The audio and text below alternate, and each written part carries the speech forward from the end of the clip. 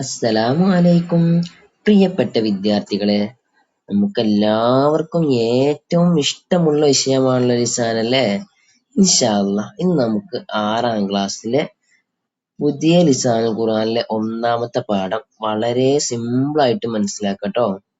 ഇൻഷാ അല്ലാഹ് ആദ്യമായിട്ട് നമുക്ക് ഈ പാഠത്തുനിന്ന് പഠിക്കാനുള്ളത് 2 കാര്യങ്ങളാണ്.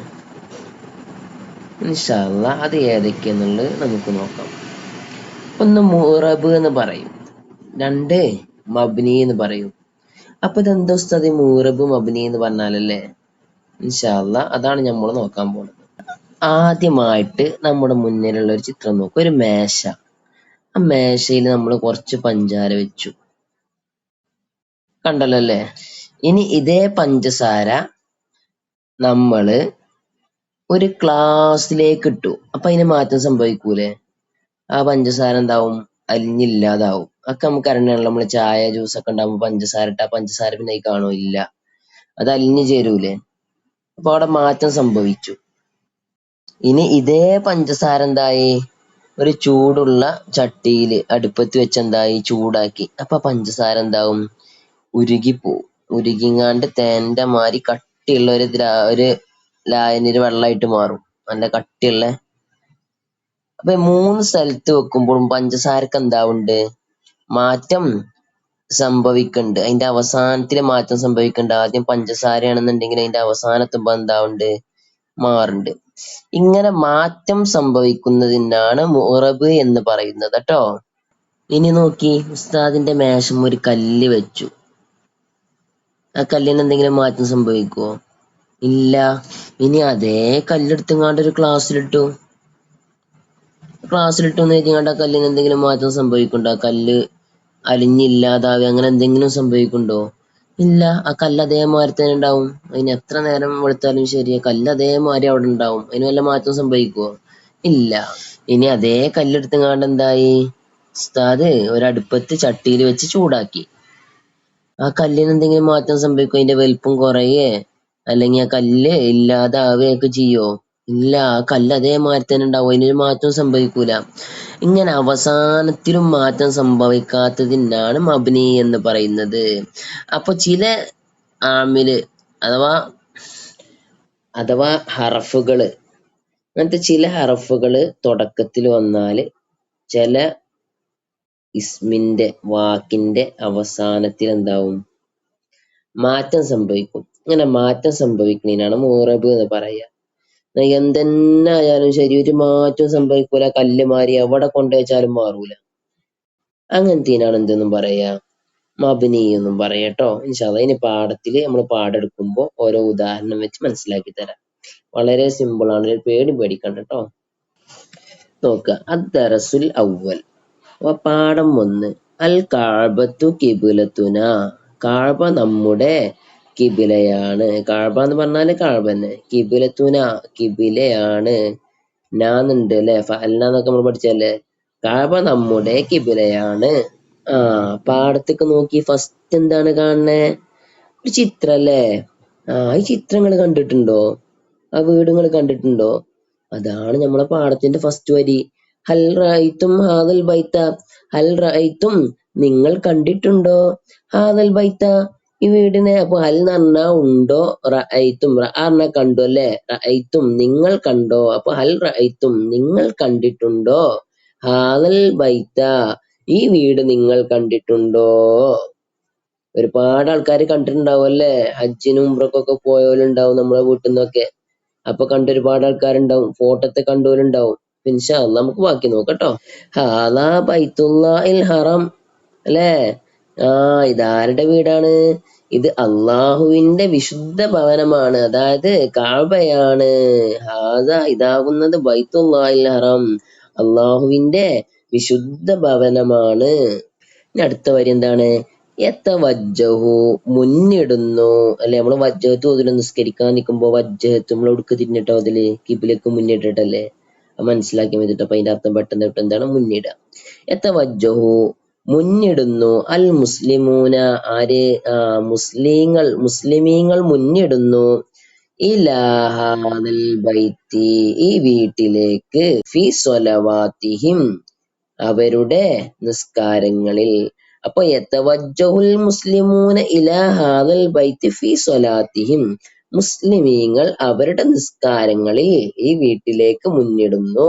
ഹാദാ ബൈത്തു ഹുവൽ കഅബത്തു ശരീഫത്തുൻ, ഈ വീടാകുന്നത്, ഹാദൽ ബൈത്തു ഈ വീടാകുന്നത്, ഹുവ കഅബത്തു ശരീഫത്തുൻ വിശുദ്ധ കഅബയാണ്. ഹിയ അവ്വലു ബൈത്തിൻ വുളിഅ ലിഇബാദത്തില്ലാഹ്, ഹിയ അല്ലേ, ഇത് അവ്വലു ബൈത്തിൻ ആദ്യത്തെ വീടാണ്. എങ്ങനത്തെ ആദ്യത്തെ വീടാണ്?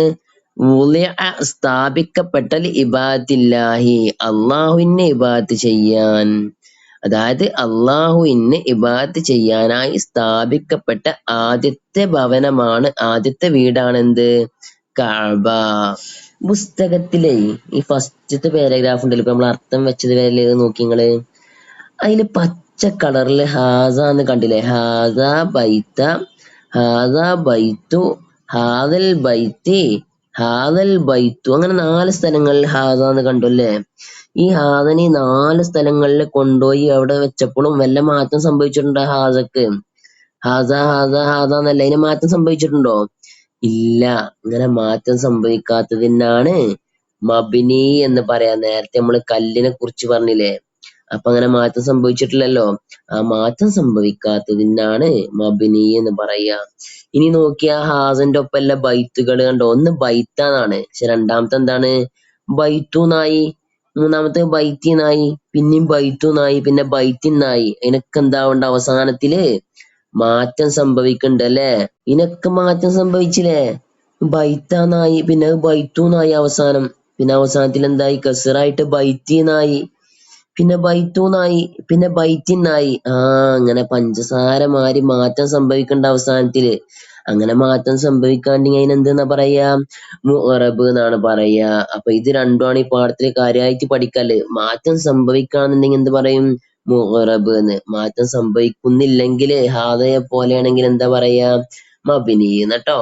ഒന്നുകൂടെ സിമ്പിൾ ആയി നിങ്ങൾക്ക്. ഇനി നമുക്ക് ബാക്കി അർത്ഥം വെക്കാം. അൽ കഅബത്തു ഫീ മക്ക മുകറമ, അല്ലെ? കഅബ സ്ഥിതി ചെയ്യുന്നത് എവിടെയാണ്? മക്ക മുകറമ, പരിശുദ്ധ മക്കയിലാണ് എന്താവുന്നത്? കഅബ സ്ഥിതി ചെയ്യുന്നത്. യദ്ഹബുൽ മുസ്ലിമൂന, മുസ്ലിമീങ്ങൾ പോകുന്നു, ഇലൽ മക്ക, എവിടേക്ക്? മക്കയിലേക്ക്. യദ്ഹബു പോകുന്നു അല്ലെങ്കിൽ പോകും, അൽ മുസ്ലിമൂന മുസ്ലിമീങ്ങൾ പോകുന്നു, ഇലൽ മക്ക മുസ്ലിമീങ്ങൾ മക്കയിലേക്ക് പോകുന്നു. എന്തിനു വേണ്ടിയാ പോണതല്ലേ? നമുക്കൊക്കെ അറിയാലേ, എന്താണ്? അദാഇൽ ഹജ്ജി വൽ ഉംറ, ഹജ്ജും ഉംറയും നിർവഹിക്കാൻ വേണ്ടി മുസ്ലിമീങ്ങൾ എന്താവുന്നു? മക്കയിലേക്ക് പോകുന്നു. വയതൂഫൂന ബിൽ കഅബ, യതൂഫൂന ബിൽ കഅബ, അവർ കഅബയെ ചുറ്റുകയും ചെയ്യുന്നു. വയതൂഫൂന, അവർ ചുറ്റുന്നു, അവർ തവാഫ് ചെയ്യുന്നു. ബിൽ കഅബ, കഅബയെ. അപ്പൊ അവര് കഅബ എന്താവുന്നു? തവാഫ് ചെയ്യുന്നു, ചുറ്റുന്നു. കഅബന്റെ ചുറ്റോറം ഇങ്ങനെ പെരുന്നാളിന്റെ ദിവസം ഹാജിമാരൊക്കെ നടക്കണില്ലേ? ഉംറക്ക് പോയവർക്കൊക്കെ അറിയാം. ഓലിങ്ങനെ കഅബന്റെ ചുറ്റും എന്താവും? നടക്കും. അതിനാണ് തവാഫ് ചെയ്യാന്ന് പറയട്ടോ. വയസ്ഔന ബൈന സ്വഫാ വൽ മർവ, വയസ്ഔന അല്ലെ, സഹി ചെയ്യുന്നു, നടക്കുന്നു. എവിടെ നടക്കണേ? ബൈന സഫ വൽ മർവ. ചിത്രത്തിൽ നോക്കി, സഫ എന്ന് പറഞ്ഞൊരു കുന്നുണ്ട്, ഈ തലക്കെ മർവ എന്ന് പറഞ്ഞൊരു കുന്നുണ്ട്. ഈ രണ്ടിന്റെ അടിയിൽ കൂടി എന്താവും? 7 വട്ടം സഹി ചെയ്യും, അതായത് ഇങ്ങനെ 7 വട്ടം അങ്ങോട്ടും ഇങ്ങോട്ടും നടക്കും. വയസ്ഔന ബൈന സഫ വൽ മർവ, അവർ സഫ മർവക്കിടയിൽ സഹി ചെയ്യുന്നു, നടക്കുന്നു. ബന ഇബ്രാഹിമു വ ഇബ്നുഹു ഇസ്മായിൽ അലൈഹിമസ്സലാം. ബന നിർമ്മിച്ചു, ആര്? ഇബ്രാഹിം, വ ഇബ്നുഹു ഇസ്മായിൽ അലൈഹിമസ്സലാം, ഇബ്രാഹിം നബിയും മകൻ ഇസ്മായിൽ നബിയും കഅബ നിർമ്മിച്ചു. അങ്ങനെ കഅബ നിർമ്മാണൊക്കെ കഴിഞ്ഞിട്ട് വഹുമാ യഖൂലാനി, അവർ രണ്ടുപേരും പറയാണ്, അവർ രണ്ടുപേരും ദുആ ചെയ്യാണ്. എന്ത്? റബ്ബന തഖബ്ബൽ മിന്നാ ഇന്നക അൻതസ് സമീഉൽ അലീം. റബ്ബന, ഞങ്ങളുടെ റബ്ബെ, അതായത് ഞങ്ങളുടെ രക്ഷിതാവേ, തഖബ്ബൽ മിന്ന, ഞങ്ങളിൽ നിന്ന് നീ സ്വീകരിക്കണമേ.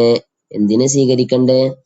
ഇന്നക അൻതസ് സമീഉൽ അലീം, തീർച്ചയായും നീ കേൾക്കുന്നവനും അറിയുന്നവനുമാകുന്നു. അഥവാ ഞങ്ങളിൽ നിന്ന് ഞങ്ങൾ ഈ ചെയ്ത പ്രവർത്തനം നീ സ്വീകരിക്കണമേ എന്ന് പറഞ്ഞിട്ട് ലാസ്റ്റ് ഒരു രണ്ടാളും അതായത് ഇബ്രാഹിം നബി ഇസ്മായിൽ നബി എന്താവാണ്, ദുആ ചെയ്യാണ്. ഇനി നമ്മളെ പുസ്തകത്തിൽ നോക്കി നിങ്ങള്, ഫസ്റ്റ് വന്ന എന്താണ്, അൽ കഅബത്തു, പിന്നെന്തായി ബിൽ കഅബത്തി, പിന്നെ അൽ കഅബത്ത. അടക്ക മാറ്റം സംഭവിക്കണില്ല അവസാനത്തില് അല്ലെ, തൂ തീ താന്നായില്ലേ. ഒന്ന് ആലോചിച്ച് നോക്കി, ഇങ്ങനെ മാറ്റം സംഭവിക്കണെന്നുണ്ടെങ്കിൽ അതിനെന്താ പേര് പറയാ? നമ്മൾ ആദ്യം പറഞ്ഞല്ലോ മാറ്റം സംഭവിക്കണതിന് എന്താ പേര് പറയാ? മുഅറബ്. ഇനി നേരത്തെ പറയപ്പെട്ടത് പോലെ ഹാസയെ പോലെ മാറ്റം സംഭവിക്കാത്തതാണെങ്കിൽ അതിനെന്താ പേര് പറയാ? എന്താ പറയാ? മബിനിയ്. ഈ രണ്ട് കാര്യങ്ങളാണ് ഈ പാഠത്തുനിന്ന് പഠിക്കാനുള്ളത്.